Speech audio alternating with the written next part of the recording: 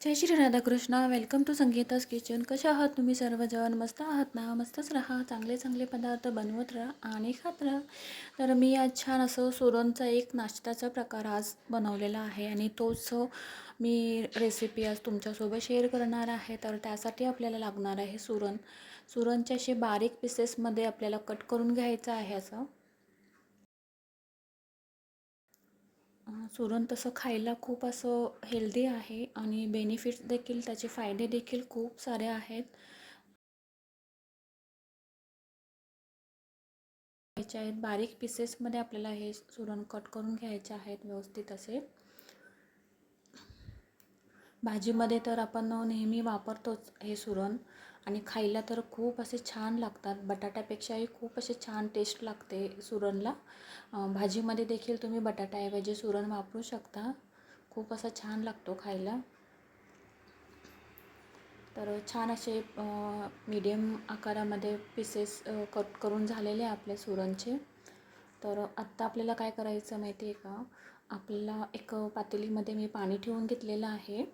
तर त्याच्यामध्ये किंचित असं मीठ टाकून घेतलेलं आहे आणि आपण जे सुरणचे पीस केलेले आहेत, सुरण जे आपण कट करून घेतलेला आहे तो आपण त्याच्यामध्ये टाकून घेऊया आणि फक्त असं थोड्या वेळासाठी झाकण देऊन ठेवून द्यायचं आहे.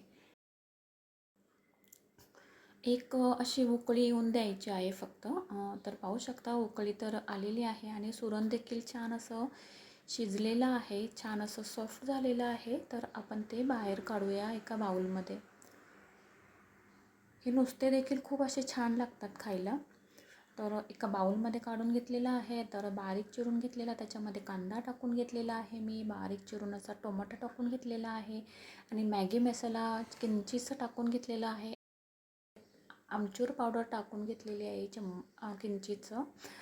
त्याऐवजी तुम्ही चाट मसाला देखील वापरू शकता आणि चवीपुरतं आपल्याला फक्त मीठ टाकायचं आणि वरून अशी छान अशी मस्त अशी कोथिंबीर टाकून घ्यायची आहे आणि थोडंसं असं किंचितसं तिखटपणासाठी आपल्याला लाल मसाला टाकून घ्यायचा आहे आणि झालं आपला मस्त असा झटपट होणारा असा हेल्दी असा नाश्ता रेडी झालेला आहे खाण्यासाठी.